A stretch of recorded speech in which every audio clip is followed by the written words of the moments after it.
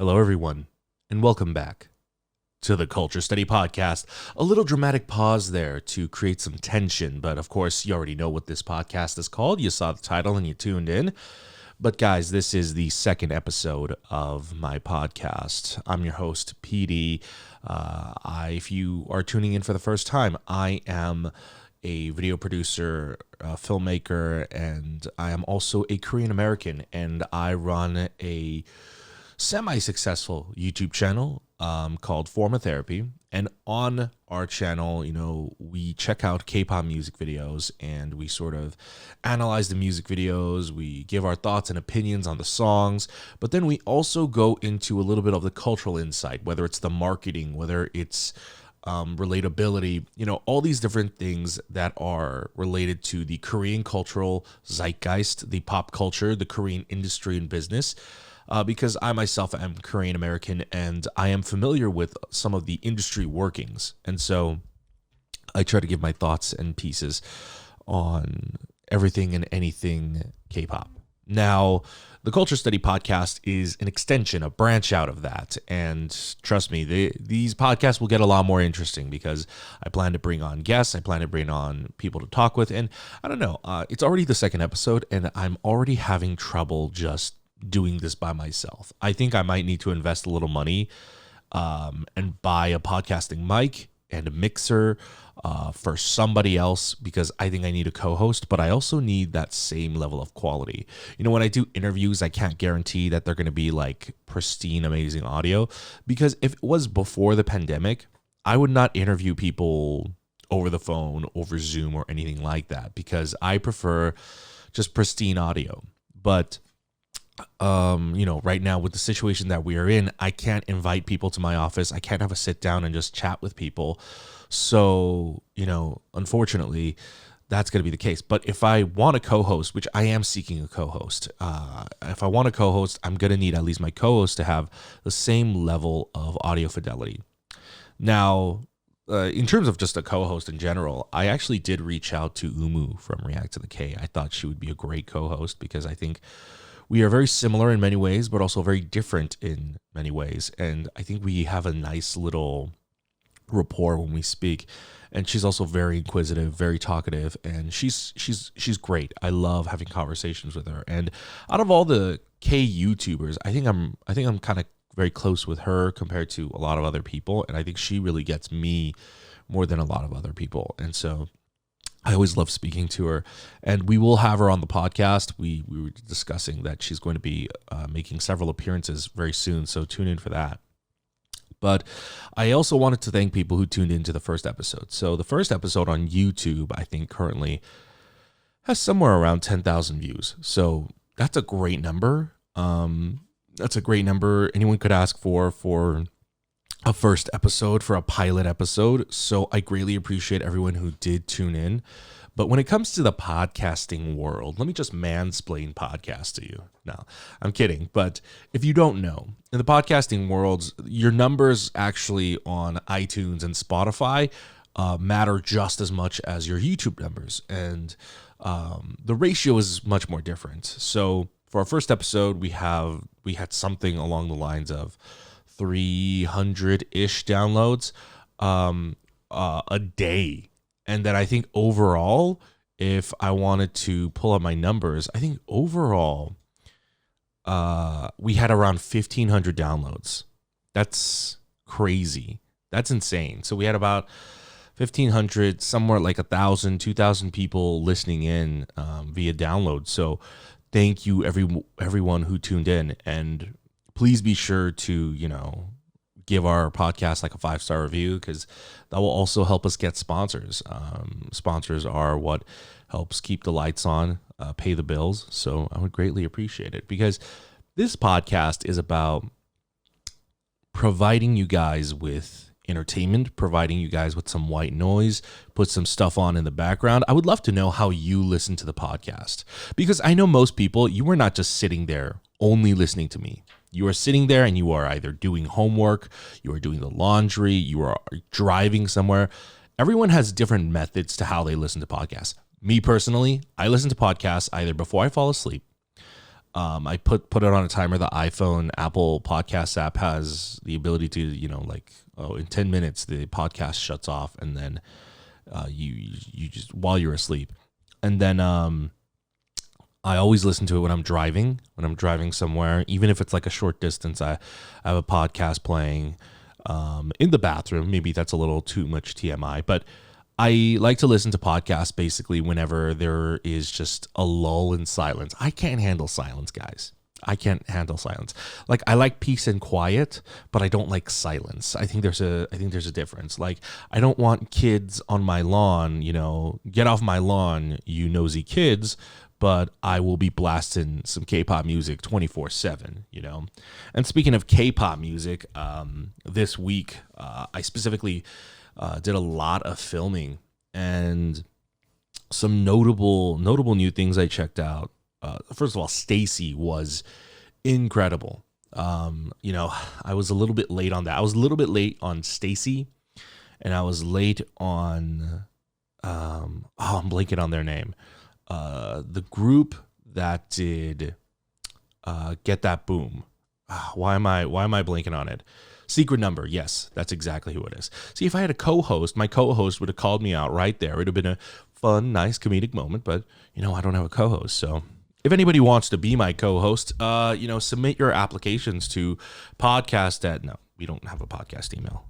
You're going to find that I tend to just go on random riffs and just say nonsensical things, but bear with me.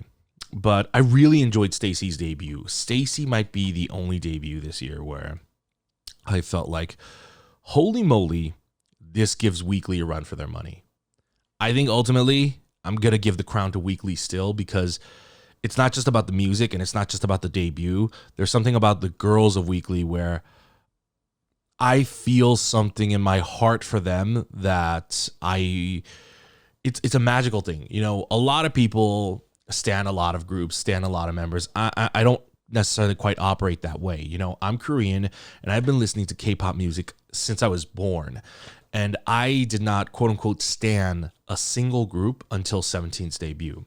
And even then, 17 to this day is still the only group that I, quote unquote, stan.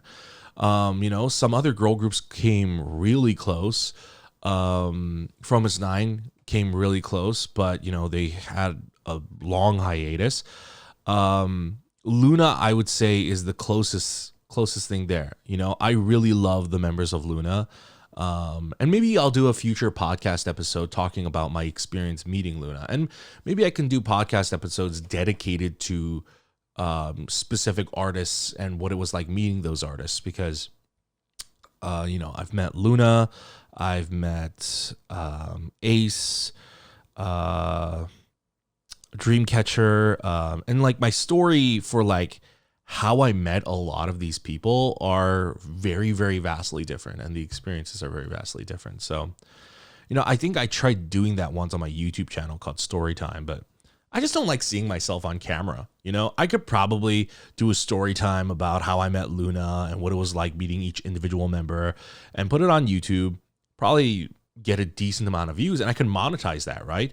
But I'm more self-hating than I am greedy for money. And I would rather do it on a podcast and just talk about it rather than putting out a monetizable video, just because I hate seeing myself on camera. At least with doing the culture study and my reactions, I feel like most people aren't looking at me. They're looking at the music video and the beautiful artist. And so I feel like there's less pressure there. But whenever I do produce videos where I am not reacting to something, I just feel like, oh my goodness, you ugly thing. I have this problem. I don't know if anybody else suffers with this, where I have a really, really low opinion of myself, but I'm also a borderline narcissist. Is anybody else like that? It's bitch, you may hate me, but no one hates me more than me, and you're not allowed to hate me because I'm fucking beautiful. The internet has done this weird thing to me, this sort of a culture of self-love, where I love myself a lot. I really do, but also I'm the person that I hate the most. And I feel like a crazy person because there is this duality, but I don't know. I look at myself and I'm just like, you ugly piece of shit. Nobody loves you. You know, everybody who says they love you is lying to you. But also, goddamn, you are so sexy. You know, it's weird. I've got a bit of a bipolar problem. I think I do. I mean, in general, I do have actually bipolar disorder, which I think most people might find surprising. They don't know that kind of stuff about me, just because, you know, when you see me in the context of just the culture study, you only see one facet of me, right? Which is a very controlled facet of me as well, which is probably my most even keeled analytical side. But I do have a crazy side, guys, and maybe through this podcast we'll get to know each other more. But yeah, Stacey's debut was incredible. Oh my God, what a tangent. I can't believe I even remember what I was going off on. Stacey's debut was incredible. The only female girl group debut to really rival Weekly's debut. And maybe at the end of the year, I might do like my favorite songs of the year type of thing. You know, everyone always wants me to like make a video, you know, at the end of the year. It's like, oh, make a video on like your favorite songs of the year and stuff like that. And I'm just like, I feel like I'm such a bad YouTuber, because if I did that, you know, it would probably be really good for my analytics. I'd probably get a lot of views, but I'm just like, I don't wanna, but I don't mind talking about it in this forum. And so maybe at the end of the year, I might do a podcast where I discuss some of my favorite debuts, solos, male acts, my favorite EPs, my favorite studio albums. So let me know if you want to, you know, if you want to hear that. Yeah, also, Secret Numbers Got That Boom was incredible. I mean, their debut was good. It was actually really good, but I was not expecting the level of how hype Got That Boom actually wound up being. Got That Boom kind of transcended, you know, it lacked any elements of them being a rookie group. It was so powerful. It was so amazing. And Got That Boom was really something special.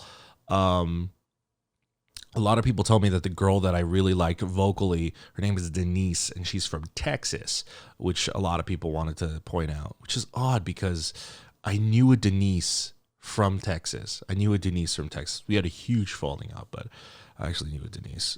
It's not her. Trust me, it's not her. But yeah, Got That Boom was also incredible.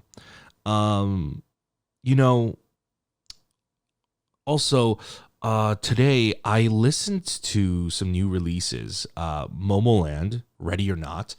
Ready or Not was, I gotta admit, that was some of the best Momoland I've heard in years. That's not to say I hated or disliked any of the previous Momolands, but I didn't realize, whoa, you could do this? Because let's face it, after the viral success of Boom Boom, Momoland's sound changed to kind of always capitalize and, you know, stay in like that similar stream of like wanting to recapture that success. And, you know, I always feel like when it comes to the viral nature of the success of K-pop songs, I feel like, hey, don't always try to replicate the song one to one, and which is unfortunately what Momoland did with Bam. Bam, they just replicated Bam, which was like, I mean, I feel like a facelift from Boom Boom. And also, I do have a controversial opinion about Bam, which is I actually like Bam a lot more than Boom Boom. And I think from a purely objective standpoint, like just listening to the song, listening to like the skeleton of it, the instrumental, I think Bam is a better song than Boom Boom, but a lot of people will not like consider that about Bam because it sounds too similar to Boom Boom. I feel like Bam is like a really, really much better version of Boom Boom. I think it's a lot more interesting and it's a lot more fun. That's my personal preference. I always say that, and people are shocked. They are aghast. But what actually really surprised me about Ready or Not was how much it sounded like old Momoland. You know, I've been following Momoland since they first debuted. They caught my attention. I remember I wasn't doing reactions at the time, but I remember watching this, and I watched their debut music video, Jang Kun Kwang, and I was just like, oh my God, this girl I didn't know her name at the time, but it was Nancy. I'm like, oh my God, this girl is clearly the center. You're like, yeah, I was like, this music video is almost like grossly unfair in how much like they only cut to her, and like somebody else will be singing, they'll cut to her. Somebody else will be singing, they'll cut to her. It was incredibly biased editing, and I remember like for a while I would just like go on rants about that. It was hilarious. But one thing that blew my mind was how different the Momoland members look. At this point, the one I only ever remember is Nancy, and she's not even my favorite. My favorites are Haebin and I.O.I. From the beginning, Haebin was my favorite since their debut, because I really like girls that look more mature, a little bit older, and Haebin looked much older than the rest of them, and her short haircut. I feel like a lot of K-pop fans always give shit to girls who have short hair, and I fucking hate that. I feel like Jonghyun, when she first debuted in Twice, she got called ugly a lot by like fucking haters because of her short hair, and same with Haebin as well. But I actually really like girls with short hair. I think it makes them look much more mature.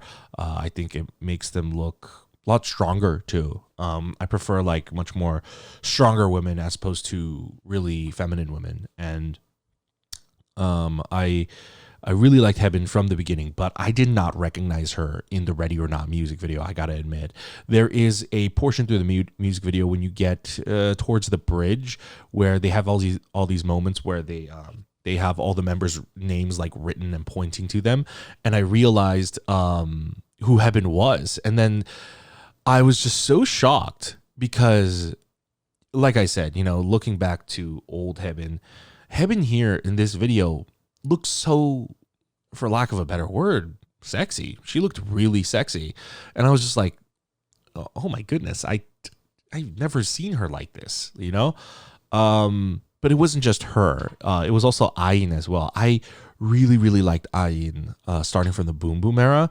I think she's so cute. But then even here, I was like, I didn't realize until like my fourth watch through, like on my own, that I.O.I was I.O.I. And I was like, what the hell is going on? Like her with the blonde hair, and she was like super skinny and showing a lot of skin. And I was just like, I.O.I also looks really sexy. And I found her unrecognizable. Same with Haebin, but it also might be just the color grading of that music video because it was so washed out. I mean, it was so washed out and they were so pale. It was as if Dispatch color graded that music video. I mean, it was pretty bad. One of our frequent community members by the name of Annie, she made a fun comment saying that Momoland got dreams come true, which, if you are a longtime viewer of the channel, you're going to get that reference. If you don't, one of my biggest ranting moments on my YouTube channel was reacting to Cosmic Girls, 우주소녀, and their music video, Dreams Come True. First of all, Dream Come True is one of the most amazing K-pop songs I have ever heard in my life, and I freaking love it. But then, that music video, there are some scenes that are really gorgeous and they're trying to go for like a hyper realistic anime kind of vibe. But then a good chunk of that music video, the color grading is so bad. And I went on such a huge rant about it in my video. And so that's the reference to Dreams Come True. In fact, it's to the point where like some people have made videos on YouTube making different color grades of Dreams Come True by 우주소녀. Like they're like, Dreams Come True by 우주소녀 if it was color graded right. And then someone did that recently for Momoland's Ready or Not as well. Someone did like a remix of the song, and they also color graded or fixed the color grading. And it looks like, color wise, it looks better. It doesn't fix the litany of problems that music video had, which is the production was really cheap. And the budget was just really bad. And it was just shot really poorly. But it fixed the coloring. I was just like, oh my God, they couldn't even get that basic level right. What's going on at MLD Entertainment, Momoland deserves so much better, because Momoland isn't just a group that happened to have a song go viral. Like I said, I've been listening to Momoland since Jungkook Kwang, and I know that they are so freaking talented, and their music was actually kind of different from the usual cultural zeitgeist.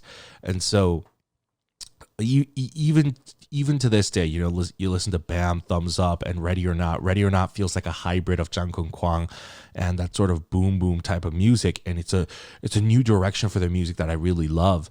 And so their music hits consistently, but the management is failing consistently. So I don't exactly know what's going on, but I hope Momoland gets the justice they deserve. Really, I mean they've been through so much.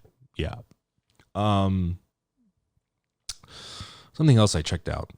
GOT7's pre-release, Breath, was incredible. That was incredible. It's just really got me more hyped up for the upcoming GOT7 comeback. I feel like Not by the Moon kind of just came and went. I feel like a lot of K-pop groups have comebacks where it just comes and goes, and there wasn't much fervor behind it. I feel like Not by the Moon was so epic and awesome, and then I feel like it just wasn't promoted as much. Or maybe it's in my head, but I felt like Twice's More and More also just came and went, I feel like some comebacks are just larger and bigger than others. Maybe it also might be because those comebacks, More and More and Not by the Moon, were during really peak COVID pandemic times, especially when we were on lockdown. So it might just be far from our memories. But Breath was, no pun intended, it was a great fresh of air. It was so refreshing. It reminded me of listening to a song like Teenager from GOT7, You Make Me Teen. It reminded me of that really fun but also really lighthearted song, because their title tracks are a lot more dance heavy, I feel like, or it has been. So I'm really excited going forward. Youngjae looked amazing, like a prince. I would also like to ask, Jackson was barely in that video. Jackson literally appears in the video at the beginning for half a second, and then he doesn't appear for 2 minutes in that video until his part actually comes on, and then he disappears until the ending where he shows up again. Everyone else was sprinkled throughout the video very, very evenly, but Jackson did none of the interesting fades and transitions as much. So I was wondering if there's a story behind that. I feel like there has to be a story behind that. Jackson was very, very much missing from that shoot, especially as someone who does do shoots. I can tell you, it was very, very noticeable.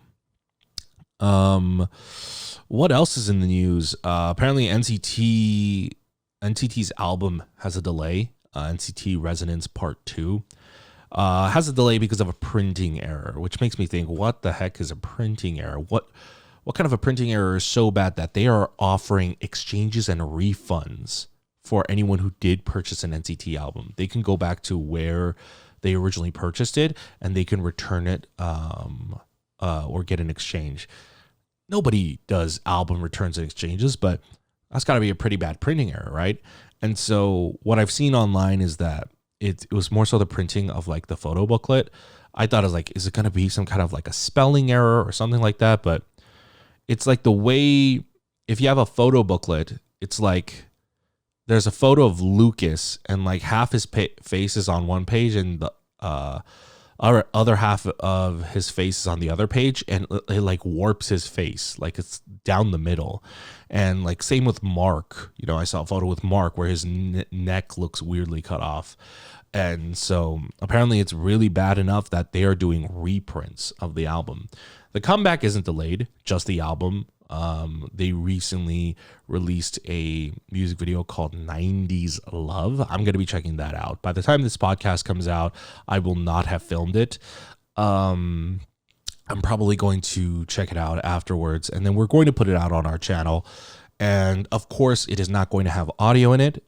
If you have been keeping up with the saga that is my relationship with SM, battling SM, you know that SM has been blocking my reactions for some time now. It was very sparse. In fact, it was very specific to one group, which was NCT. It was specific to 127 as well. It started with NCT 127's Kick It. It was completely blocked. That thing was blocked everywhere. It was blocked in every country. Then NCT 127's Punch was also blocked. And then, NCT Dream's Raiden was not blocked.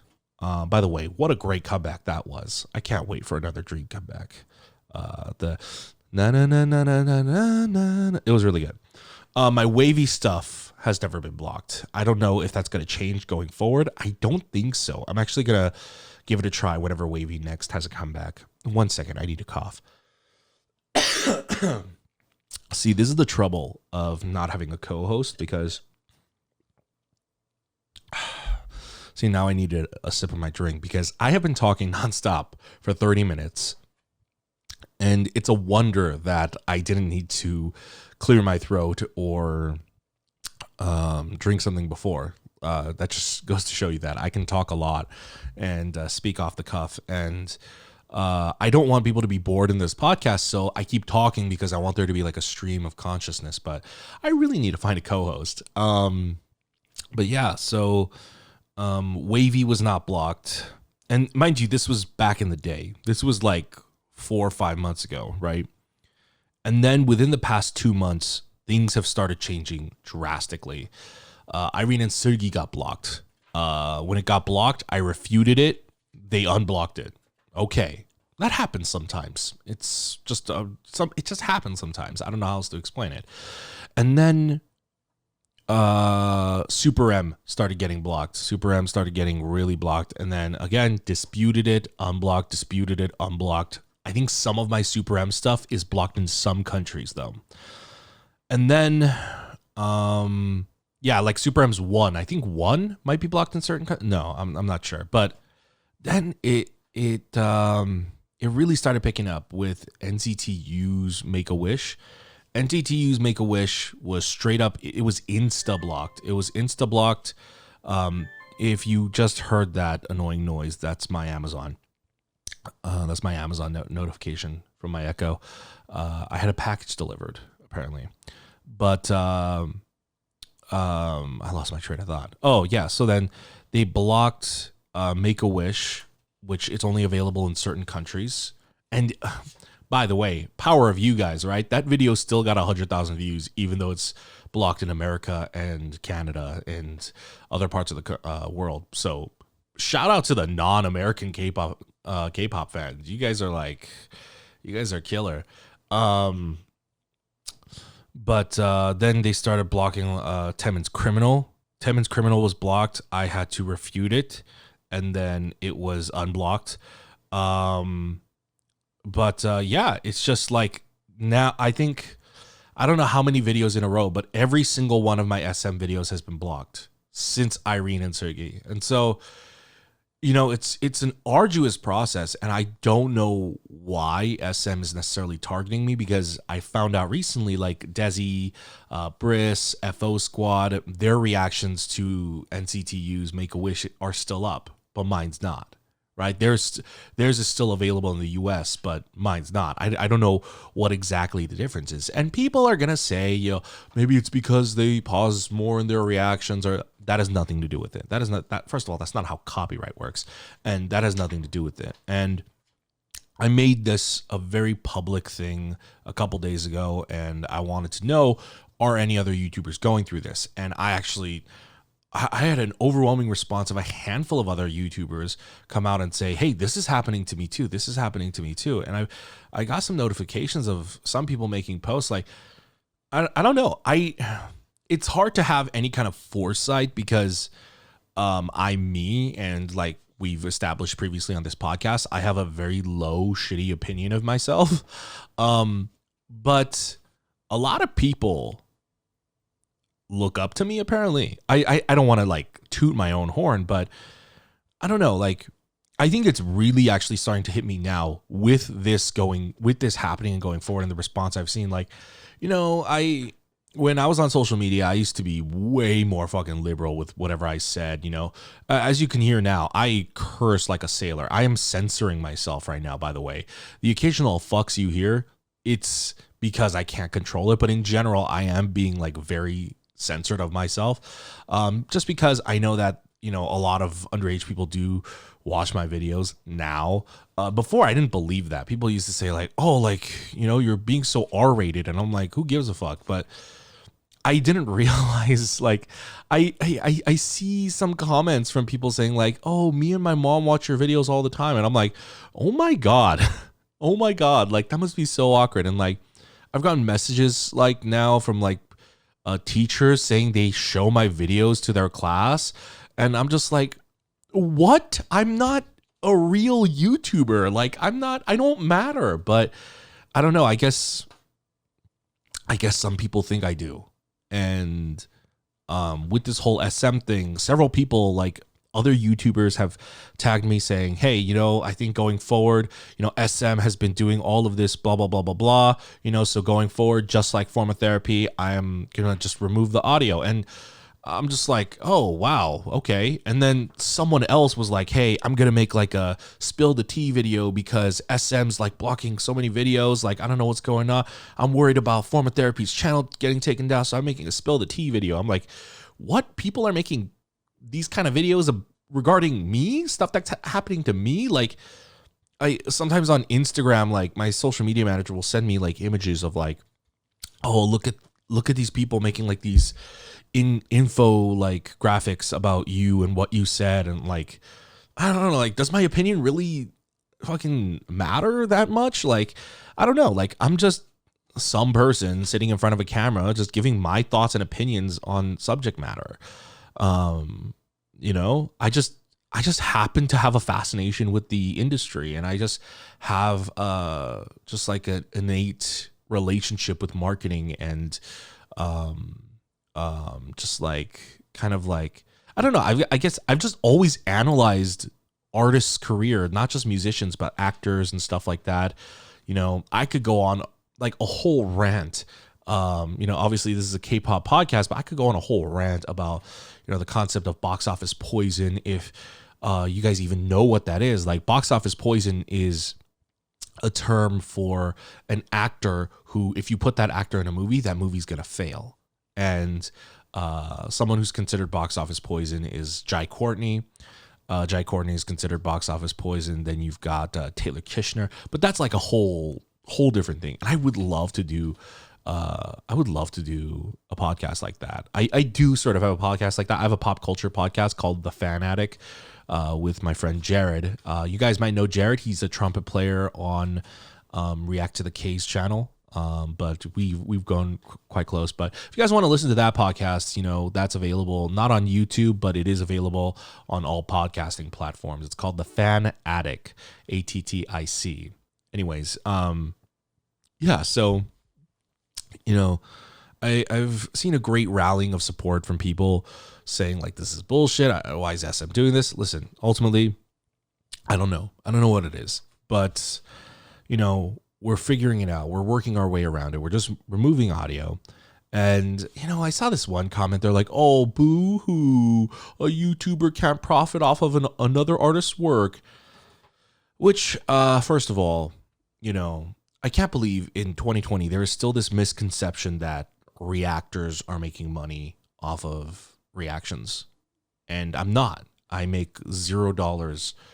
Like, for example, even something like aespa's Black Mamba, I didn't include the audio. The music video, the video itself was still copyrighted. We are reaching a new phase in the YouTube copyright world where they are no longer just copywriting you for music. They're copywriting you for video, which is insane. And Twitch, I wanted to, hey, at least we could do Twitch streams, play music, do listening parties. Nope. Even Twitch is not. Now they're just like, they straight up said in a press release, they said, don't play music on your channel. They just straight up said, if you don't have the rights to that song, do not play music on your channel. And that's bullshit. I feel like copyright DMCA is so outdated. I feel like, if you want to monetize my streams or if you want to monetize my videos, go for it. I will totally, completely give you all the money. Just like let people freaking hear this, But yeah, now with that said, I might have an exciting announcement going forward regarding a platform in which we might be able to share and play music completely legally.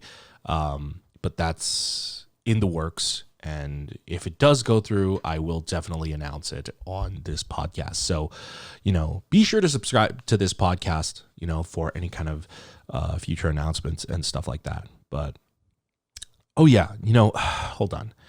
Speaking of SM, this is unrelated to this whole blocking issue. It's related to aespa. First of all, I really liked aespa's debut. There are some comments, a handful of comments I've seen of people don't like the song, or they're like, I don't like the song that much, or I didn't like it in the beginning, but I really like it now, or I don't like the song, but the music video is really great, and whatever. Me, I liked it, off the bat. I didn't realize the song would be up for controversy in terms of whether people like it or not. I thought it was pretty good. But I have been seeing so much hate against aespa, and I'm talking actual, genuine, disgusting bullying behavior. And I'm not their bodyguard. I'm not their parents, but I say this as somebody who is a fucking human being, and I see this happening on my channel, and that needs to stop. Okay? I have been seeing so much negativity and hate towards aespa. When I released that Black Mamba music video, I did a YouTube premiere. I thought, hey, there's a lot of hype around it. It'd be really fun to interact with our audience while we check it out. And then I see some comments of some people saying, I hate this song. This song is bad. This song is so bad. This song is so bad, during the live chat. And I'm just like, first of all, then why are you here at this YouTube premiere for this video? Just to say how much you hate this song, how much you dislike this song.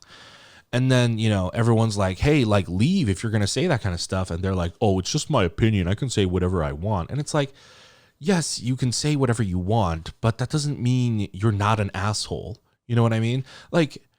I feel like people don't understand the difference between critique and, saying you don't like a song, but how to do it respectfully. To just go, how do I phrase this? My Black Mamba music video reaction has 180,000 views right now, right? Imagine if you had a room full of 180,000 live people. That one person, you walk into this room, everyone is just having one big discussion about how much they love it. Imagine you walk in with a megaphone and you just shout, that thing you like, I don't like it. You realize if you put it into the context of real life, you would seem like the biggest fucking asshole on the planet. And that's exactly what you are when you walk into a room of fans who are enjoying something and you just say that, First of all, if you don't like something and you want to express that, I always believe that you need to highlight and praise more things and be understanding. And that way, when you say you don't like something, it doesn't come off as hate. It comes off as being just an opinion, but you're still being respectful. That's how I do it on my channel. If I don't like something, I say, the song's not really for me, but this music video, I love this music video. And then I go on a rant about how much I love the music video. And then because I'm being respectful about something that I don't like, people in turn will go, well, I disagree with you, but yeah, you're right. The music video was really good. People don't understand that you can disagree on things. You cannot like a song, completely fine. But then, okay, but what else are you adding to the conversation? You're not being a productive member of society. Yes, it's your own opinion, but if you just don't like it flat out, you don't even like the music video, you don't like the members or whatever, you're being a hater and you're spreading negativity. And then additionally, so I saw that shit on my channel. And I also saw people saying, again, in this same YouTube live premiere, people saying, oh, they're so ugly. The aespa members are so ugly. They're so ugly. Why would you ever say that? What is wrong with you? What kind of a soulless prick do you have to be? And what kind of a sad, ugly worm who is projecting their own self-loathing have to be to just say out loud that you think these young girls, I assume some of them are even underage, that these young girls are ugly? especially when we live in a society where so many young women, and it never stops into women who get older either, where so many women feel like their worth and value is based on how attractive and quote unquote pretty or beautiful or hot they are. How dare you contribute to the negative aspects of that society? What is wrong with you? Why would you say that about anyone out loud, but especially about young girls? You should be boosting their self-esteem. And you know what? If you genuinely think they're ugly, which they're not, by the way, but if you genuinely think they're ugly, keep that to yourself. Nobody wants to hear that. Nobody wants to hear your opinion on why this member is ugly or that member is ugly. That's not what my reaction for aespa's music video is for. Get out of here with that. And it frustrates me that anybody who even thinks like that watches my videos, because that's not what we promote on this channel. On this channel, I always promote positive fandom. I always promote, be positive. Only don't spread hate, and just like share love and be kind to others. And I just feel like I can't stop these ugly, hateful people from watching my videos. They clearly only watch my videos for the reactions, right? Because they clearly don't agree with my moral values on that kind of stuff. And I wish I could stop them from watching my videos if that was physically possible. I wish if they came to if they sign on to watch my videos, I wish I could just grab them and turn them around and be like, hey, you're not allowed in here, and kick them out. It's just so rude how these people are behaving. And some Korean netizens are just doing the same thing as well. I read a report that apparently, so there's a site called NamuWiki, which is basically the Korean Wikipedia. Some haters and trolls are going onto aespa's NamuWiki and, editing their profiles, but not even just like a silly or a harmless joke, like really harmful, abusive, disgusting things. Like they would say oh, the girl's weight is 9 trillion kilograms or something like that. Or relatives oh, their parents are dead. The girls are pigs, or they have armpit fat. What? Who? Man, I get hate and I get disrespect on my channel. I get people making up lies and disgusting, vile shit about me, right? And I'm like, okay, but I'm a grown-ass adult, whatever, target me, whatever, you're bored with your time, I don't care. But these are young girls, and they just debuted, and this is what they debuted to. I really hope that this is not front page news. I hope that the company is fucking sheltering them from the news, that they don't see this shit, because this is god awful. This is unacceptable. I don't care if you don't like aespa's music. I don't care if you don't even like the members. Just do not spread hate and negativity. You cannot like something and still be respectful. Please. My goodness. Oh man, sorry that I went on such a huge rant. That was just bothering me a lot. Oh, man. Something else I read in the headlines, which is actually really fascinating and interesting, is about the theory of BTS's Spring Day. There was a theory for a while. Apparently, I wasn't aware of this. I just read up on it, but there was a theory for a while that BTS's Spring Day, the music video, was referencing the Sewol ferry tragedy in Korea. Now, if you are unfamiliar, it was one of the biggest national issues in Korea at the time. It was a huge national tragedy where this ferry with a bunch of school students, I think 300 of them, were killed. There was some kind of an accident, and the government responded way too late to rescue them, and 300 of them wound up dying. And this is huge because one, BTS just did an interview with Esquire magazine, and the interviewer asked them straight up, "Hey, is this song referencing a specific tragedy?" And they didn't straight up outright say this is referencing the Sewol ferry incident, but they said yes, but it's also about longing. And so when they say that, I think it's referencing the tragic incident of the ferry incident, and then the longing that the people who miss the people who died feels. And there are several elements about the music video that directly, definitely hints at the Sewar incident, like with Jimin holding the shoes, when they were doing the promotional incident with the yellow ribbons. So if you don't know the context of this incident, yes, a lot of people lost their lives, but the greater scandal comes from the cover up and how this was handled. So these students died because the government took too long to respond.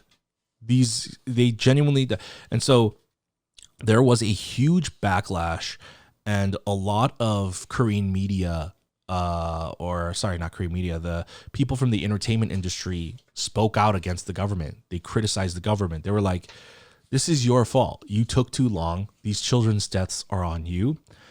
And, nobody knew it at the time, but then it was revealed eventually later on, like it was revealed wide open. The president at the time, President Park Geun-hye, Korea's first female president, she and two people working under her, they were blacklisting those entertainment industry people. Apparently it was a list of like thousands of people. There's no official list, but some confirmed people who were blacklisted. It was Park Chan-wook, who is the director of Old Boy. They were suppressing people's careers in the entertainment industry, strong-arming them. And it was a huge corruption scandal. There was a lot of other issues at the time, but especially then it was exposed that the president, she was involved in a cult, and some of her actions and influences were influenced by the cult, and eventually she was impeached. And so, people are saying, did BTS did they reference the Sewar tragedy? Because that'd be huge. Because the reason that's huge, what people need to understand is, you could not speak out about this, even though the blacklisting was not official. If you even referenced it or talked about it, it was considered a huge taboo. It was very hush hush. And so the fact that BTS put this out and did it in a very sly way without ever admitting it, and putting the idea and the music and something so emotional in the presence of people's minds, I think definitely influenced what did happen to Park Geun-hye going forward, which is she was impeached. And I don't know if she was jailed, but she might have been jailed as well. Another great music video that also, this one directly is a reference to the Sewar ferry tragedy incident. There is no beating around the bush, is I think it's called The Light. It's either The Light or Light by The Ark. It was the only release of a female group who they were supposed to be like a hardcore girl group, and they were covering like BTS songs. Like, I think anyone who knows about The Ark knows about The Ark. If you don't, go ahead and look up The Ark. That's ARK. And unfortunately, that group just never even manifested. They put out this special song referencing the Sewar ferry tragedy, and then they just never debuted. And it's so disappointing. But the fact that BTS did that, BTS is known for tackling taboo subjects or subjects that are hard to tackle, or they have been known to stand up for things. The fact that they did this, which, in and of itself is an outright defiance and an act against the Korean government, because they were suppressing people. This level of suppression and corruption was beyond even something like we are experiencing right now in America with the Donald Trump campaign. Donald Trump will gaslight you constantly, but Park Geun-hye went out of her way to actually suppress people and keep people's mouths shut. It was a scary level of corruption. It was scary, and BTS still found a way to get that message out there, and it seems like semi-confirmed it. So that's actually quite incredible. I think I've always had respect for BTS because they do so many things that frankly they don't really need to do, but they do, and I think that really says a lot about them. So I'm going to wrap up this podcast fairly soon. The last thing I want to touch on is, we do have a pre-release single coming out from Chungha. I do forget what the song is called, but it is going to be a collaboration single with Rehab. If you don't know Rehab also did that one song with FX's Amber and Luna called Wave. So you can expect some sort of a dance track from Chungha. But I was having this conversation about Chungha a few nights ago with my roommate because we were watching an old episode of Running Man, and Chungha appeared on the episode, 2 members of Winner, and then Doyeon from Wiki Mickey also was on it. And Chungha performed her song. It was 벌써 12시, Gotta Go at the time. And then Winner performed Millions. And then Doyeon didn't perform a Wiki Mickey song. Instead, she wound up performing Pick Me with Chungha, which I thought, we were like, wait, why did they just skip over Wiki Mickey? And I don't know, maybe it's because Wiki Mickey wasn't promoting anything at the time. Or I don't know, it just felt really weird. And it just made me have this thought of, where are the where are the I.O.I members now? Because I feel like the I.O.I members, they should be way bigger than they actually are. All of them. And all of them should be in based on how big and huge I.O.I was, why are they all not in huge S-class or at least even A-class girl groups, girl group debuts? So I was having a thought exercise of where are those members now? So I have a list of the I.O.I members. We have Nayoung and then Kyeolyoung. Nayoung and Kyeolyoung obviously debuted in Priston, one of the, such a crucial debut of the past decade. And, that whole Priston thing was it was a nightmare. And now Priston's disbanded. Kyeolyoung's doing stuff in China, I guess, no longer promoting here. And Nayoung is just, I don't know, she's studying. Apparently she is moving on to acting, but, she hasn't really done anything yet. And she's no longer in front of the camera. And by the way, rest in peace, Priston V. My goodness, Nayoung was fire in that. Then we have Sejong, Kim Sejong, and Mina as well, who debuted in Gugudan after I.O.I. And Gugudan was also a huge mess. And it's suspected that they disbanded. They just have not made an official disbandment announcement, the label Jellyfish. So, it's what's going on over there? And then you have Cheon, then joined Daya. Daya, at the time, when she joined Daya, they came out with 나랑 사귈래? Will you go out with me? And it looked like, oh man, Daya is also going to be a really hot group. They're going to be hitting those charts. And then Daya is also struggling now. And it's just what the heck? And I'm just afraid about Daya's future as well.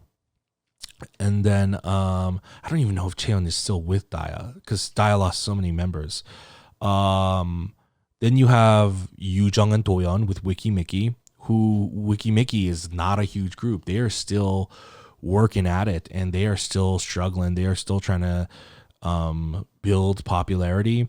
And I feel like they should be way bigger. And I think that's a total mismanagement from Fantasio. And then you have Yeonjung. Out of anyone who debuted in a girl group here, Yeonjung I think is probably doing the best. She joined 우주소녀, aka Cosmic Girls, which Cosmic Girls debuted a few months before I.O.I, and then Yeonjung joined them after the fact. But I feel like 우주소녀 may not be as big as they once was. They, I think, definitely enjoyed a really, really great moment in the cultural zeitgeist when they released stuff like Secret or Wish. It was huge, and I feel like their current releases may not be having the same hype as before, but I still feel like they are at least performing better as a girl group. and surviving better than a lot of these other girl groups who I feel like are really struggling.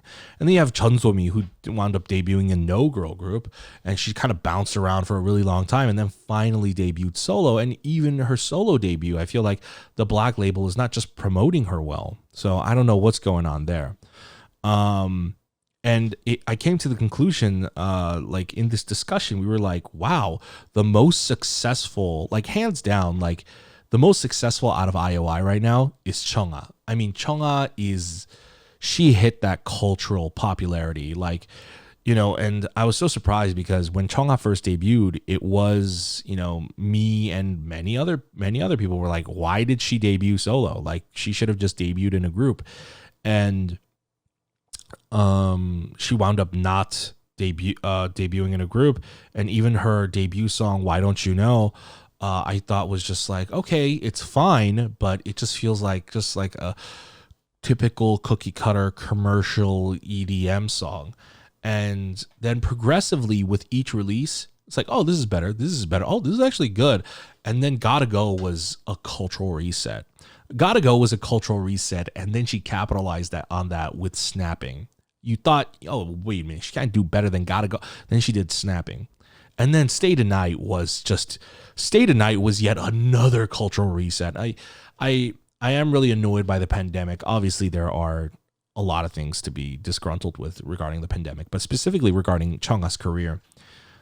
Stay Tonight was her first pre-release single, which was amazing. It was jaw-dropping. And then Play was a great follow-up.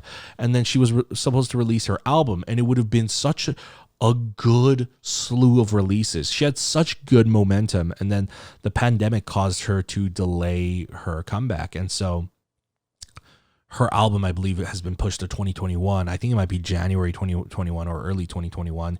And so now she's doing the whole pre-release circuit again. And I feel like we kind of missed out on a great cultural moment this summer. But regardless, like compared to everyone in I.O.I, Chungha is legitimately the most successful out of all of them right now. And I find that so fascinating because I feel like a lot of them should be doing way better than they are. And it's just, it just goes to show how mismanagement from a label can really, really screw you over and screw over an entire group. So, that is just, that's unfortunate. At least Kim Se-jung, I think is doing well on her own. Mina's transitioning into acting and stuff like that. But I do hope they really find their footing.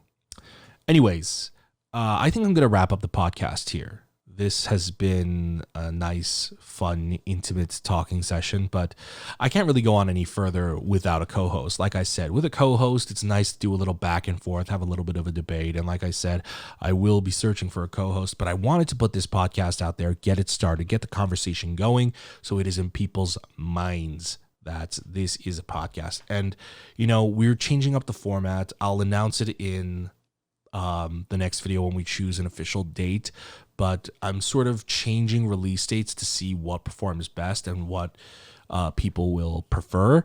So let me know if you want more so a beginning of the week podcast like a Monday or a Tuesday, or an end of the week podcast like a Thursday or a Friday. Let me know in either the comments down below.